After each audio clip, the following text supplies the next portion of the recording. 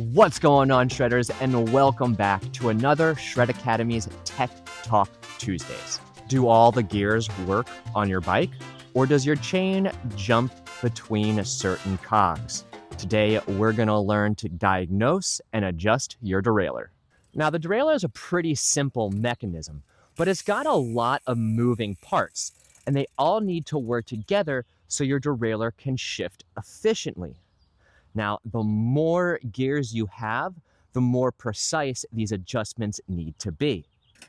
So currently, you may be experience some skipping, or your chain just will not stay in a certain gear. So how do we start diagnosing what's causing these issues? We're going to start from the very base thing. We're going to make sure our derailleur is tight. It's the first thing you should check. Honestly, SRAM derailleurs do have a funny tendency to back out of the derailleur hanger. Now, most derailleur hangers will either be a 5mm Allen key or a T25 Torx. This one, 5mm Allen key, put it in there, and you just want to make sure that it's tight. And this one, not tight. So that could be the first thing that's affecting efficient shifting. This derailleur needs to be aligned correctly, and if it's starting to work its way out, all the adjustments are blown. And you don't need to wrench it really hard, just till it's tight, firm, good. You can put a little blue Loctite on there as well. The next thing you want to look into is making sure your derailleur hanger is straight as well. If you take a fall or the bike gets laid down funny, this derailleur hanger can bend from side to side. And just that little bit either way with a 12-speed cog, with such little room for error in the adjustment for a 12-speed bike, this really needs to be straight. You can purchase a derailleur alignment gauge or a DAG to make sure that your hanger is straight. Now, after you adjust that, you need to see if you're shifting any better. Oh, found a gear that's just not working. So we know we still have some things going on. So let's continue diagnosing. Before we go making any adjustments, we need to check a couple more things. First and foremost, check the life of your chain. We learned how to do this in our last episode. Beneficial to use a chain checker. Next, inspect your cassette. Check for worn or bent teeth. Either of these will definitely lead to poor shifting. But that's not it. We have two more things to check, and that's going to be our derailleur cable and derailleur cable housing. If either one of these is compromised, it can affect how the cable shifts through that housing, and that's going to affect how accurate your shifting is at the derailleur. If we start at the shifter, the cable and housing look good, right? And we go into the frame, let's head to the back of the bike. Who didn't wash their bike? Housing and cable come out of the frame, into the frame, out of the frame, and oh my goodness, would you look at that. And there is no cable for me to grab if I release the tension on it. So we're at least gonna have to put a new cable in.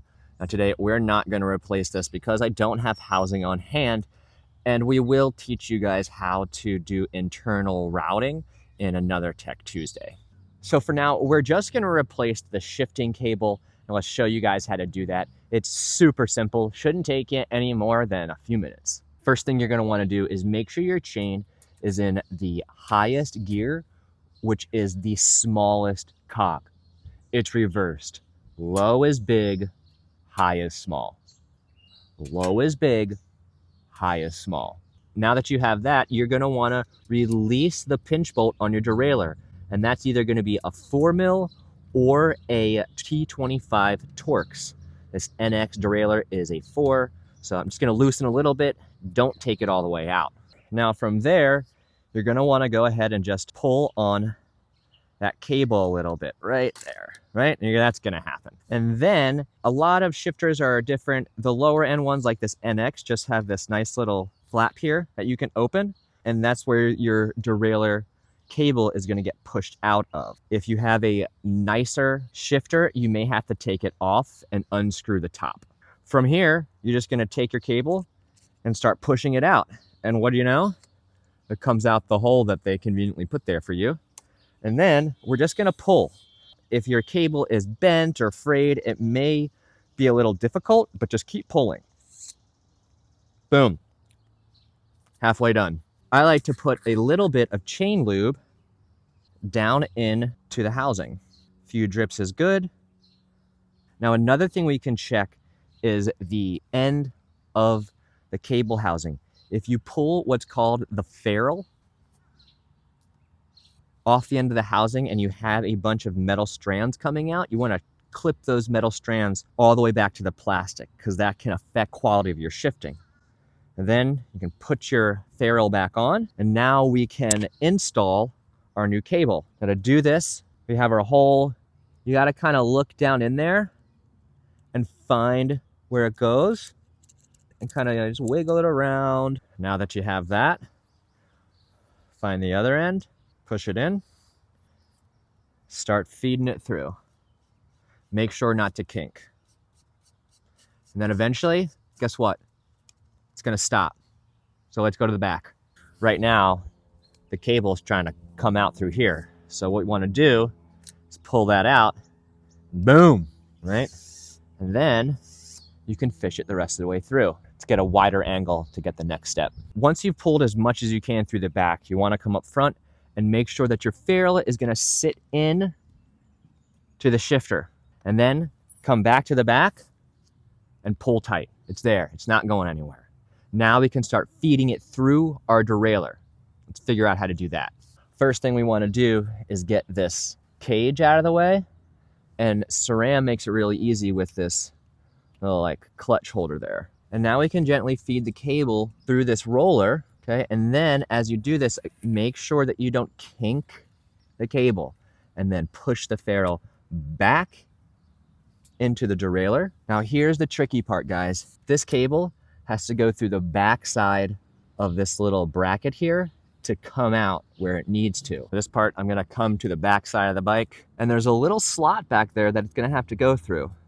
Once you feed it through, you can continue to pull. Remember not to kink. Set it in, and then you can insert it into that pinch bolt. Now make sure your cutter is sharp. Cut.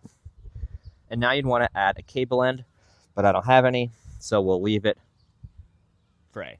That fraying isn't going to affect your shifting. It's just going to affect how clean it looks and how easy it is to work on the next time. But since I'm the one doing the work, that's how easy it is to install a new derailleur cable. Now that we've got that handled, we need to continue diagnosing. But instead of just fidgeting around, I find the best way to diagnose is to completely reset. So how do you do that? And it doesn't take long. We need to reset our barrel adjustment. This little turny thing is our barrel adjustment. So go ahead and rotate it towards you, okay? And that's gonna screw it back in. Now, once you've bottomed it out, you screwed it all the way in, go ahead and unscrew it about 1.5 to 2 turns. And you'll be able to see the threads as you kind of pull back on the barrel adjustment. There's a spring in there so you can pull and kind of see how much thread you've got. Now that we've loosened our derailleur cable, reset our barrel adjustment, we need to start with setting our high speed limit. And again, high means the tiny one.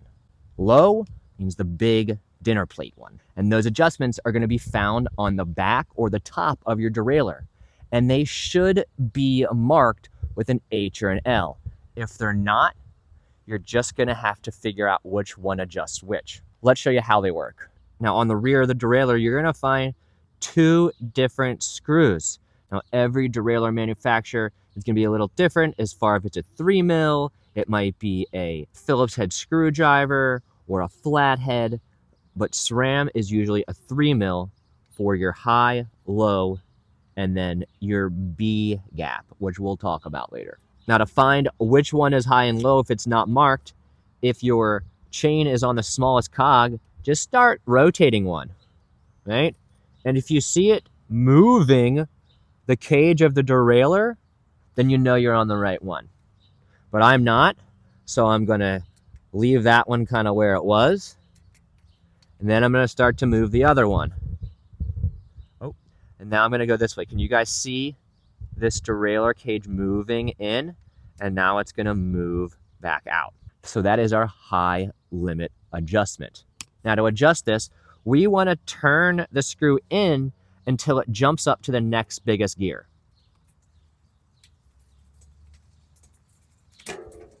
Okay, now we're going to back it out until it drops back down and it's not clicking at all. If you hear some of this,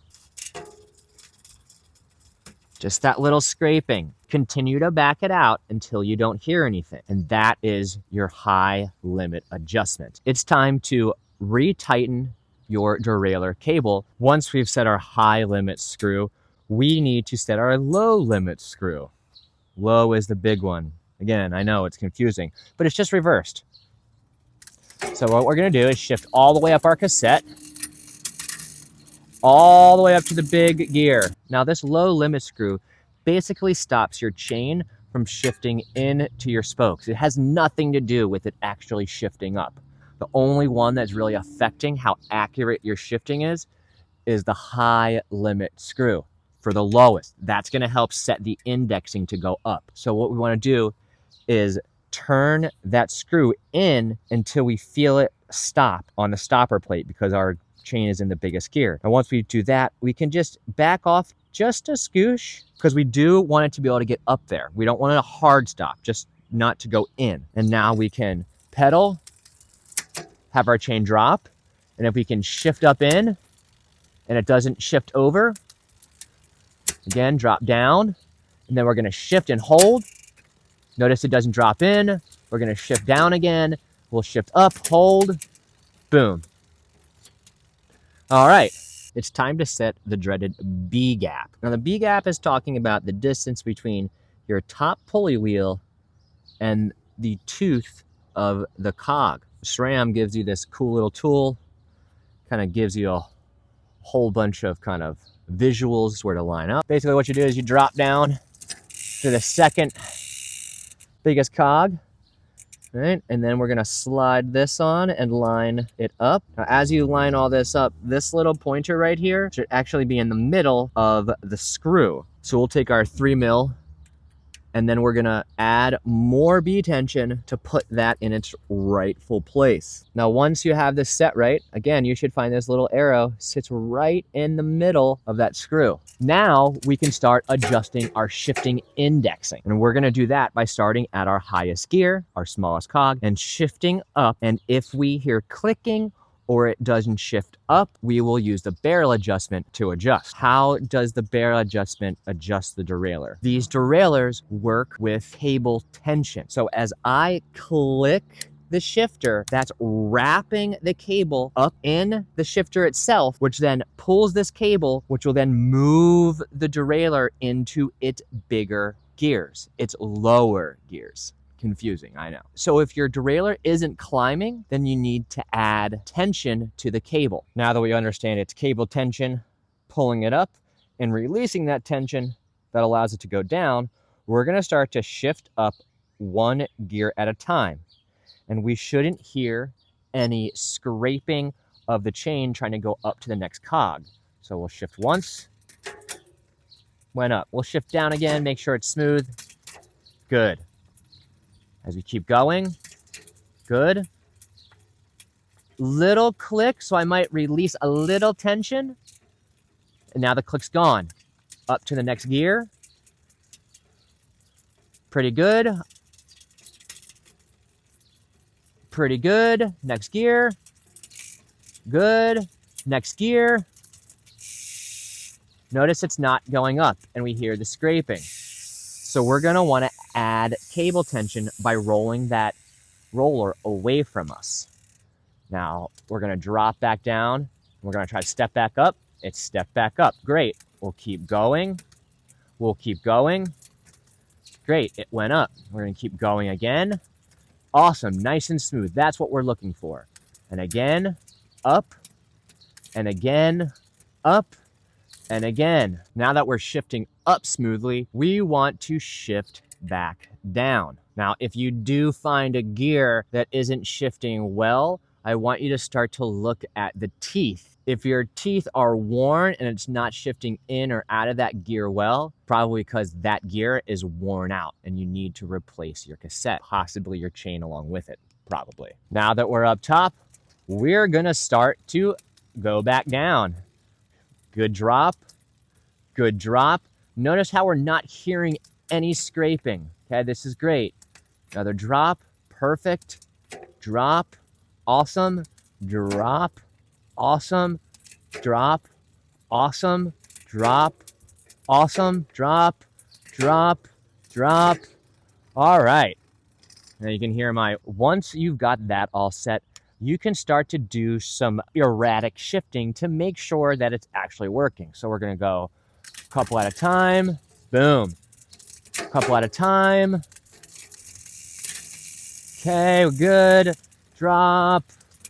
All right, we're good. On the fly, we're gonna go all the way back up. Drop, drop, all the way back up, drop. Guys, those were the simplest steps to adjust your derailleur. If it's not shifting right and you can't fix it with a quick barrel adjustment, it's time to just reset it. And resetting it takes all of 5 minutes if you don't have to replace the derailleur cable or the housing.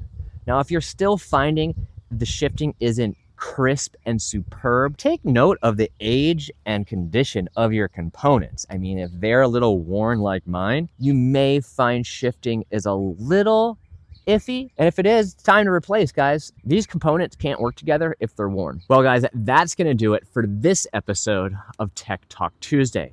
Make sure to join us next Tuesday for our next episode.